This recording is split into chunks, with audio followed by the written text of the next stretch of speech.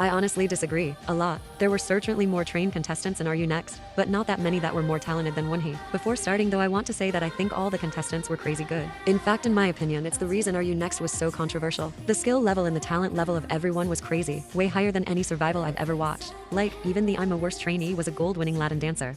But back to talent and Wonhee. Talent is defined as a natural skill, the ability to be good at something, especially without being taught. Singing, dancing, facial expressions. All the things that make a good idol are things that can be trained. Almost all the contestants had years of training at the start of the show, so one can't really distinguish what was skills, gained in years of hard work, and what was raw talent. But in Wonhee's case, we can say with certainty that she had talent and not so much skill. At the beginning of the show, in the Dreams Come True performance, she was really eye-catching. It was clear it needed polish in the fluidity of the dancing and in her expressions, but that was already good, as the judges said.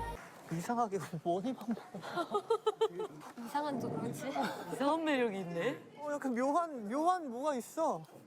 The fact that someone that, to our knowledge, had zero background in dancing and singing, could even keep up with the absurd piece of the K-pop training after being randomly casted on the street and be good enough to actually make it into the show is impressive, to say the least. And with a single month of training, she was able to pull off a decent, may I say even good, first ever performance that caught our and the judges' attention. Think about it, only a month, no background in performing. That, in my opinion, is the definition of pure talent, her strong point being vocal talent.